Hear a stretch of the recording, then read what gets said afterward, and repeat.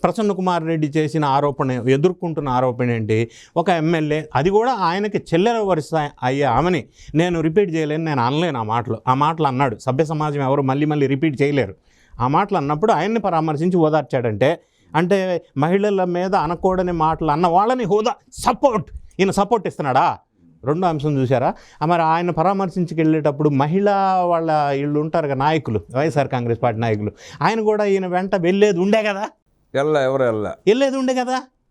అంటే సమాజానికి ఒక మెసేజ్ ఇచ్చి ఉండాల్సింది, మేమంతా సపోర్ట్ చేస్తున్నాం, ఇట్లా తిట్టొచ్చు అని. అదే ఈయన ఇచ్చే సపోర్టు. క్వాడ్జీ అక్రమ మైనింగ్ కేసులో జైల్లో ఉంటే ఆయనకి సపోర్ట్ ఇస్తాడా? అంటే అక్రమాలు చేసుకోండి, మైనింగులు చేసుకోండి, జైలుకి వెళ్ళండి, నేను చూస్తూనే ఉంటాను, దొంగతనాలు చేయండి, దోపిడీలు చేయండి, హత్యలు చేయండి, సపోర్ట్ చేస్తాను. అదే తెనాల్లో గంజాయి బ్యాచ్కి సపోర్ట్ ఇస్తారా? అంటే ఏం మెసేజ్ ఇస్తున్నాం మనం? బేసిక్గా జనానికి ఏం మెసేజ్ ఇస్తున్నాం? ఇదంతా పక్కన పెడితే లిక్కర్ స్కామ్లో ఇరుక్కున్న వాళ్ళని ఒక్కరిని కూడా ఈయన వెళ్ళి ఎందుకు పరామర్శించలేదు? అక్కడ లాజిక్ ఏంటి? అందరూ అక్రమాలను పరామర్శించాడు కదా.